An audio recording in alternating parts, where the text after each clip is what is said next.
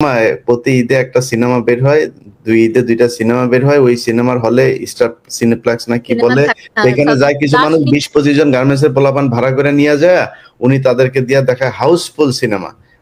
ঢাকায় সিনেমার শীর্ষ নায়ক শাকিব খানকে নিয়ে ফের শুরু হলো নতুন বিতর্ক। সাংবাদিক ইলিয়াসুর রহমান সাম্প্রতিক একটি ইউটিউব লাইভে এসে ক্ষোভ প্রকাশ করেছেন শাকিব খানের উপর। ঝুঁকির মধ্যে ফেলে আপনি চলে যাবেন সবকিছু সব জায়গায় ব্যর্থ হয়ে, এটা তো হইতে পারে না। আপনাকে কঠোর হওয়া উচিত ছিল, এখন চাবেন আমি।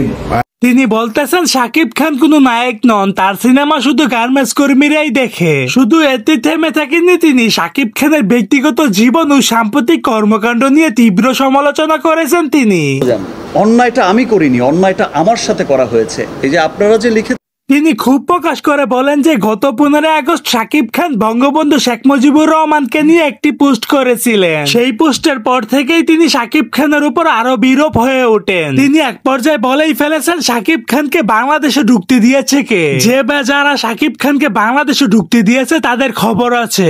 লিখেছিলেন যে হচ্ছে আমি ধর্ষক, যে কিছু মিডিয়া তো লিখেছে রাতারাতি আমাকে ধর্ষক বানিয়ে দিল। একবার কি ভাবার চেষ্টা করেছে? বা ওই যে তবে বক্তারা বলছে শাকিব খান ঢাকাই সিনেমার একমাত্র মেগাস্টার, তাকে নিয়ে নেতিবাচক মন্তব্য করা মানে পুরো ইন্ডাস্ট্রিকে ছোট করা।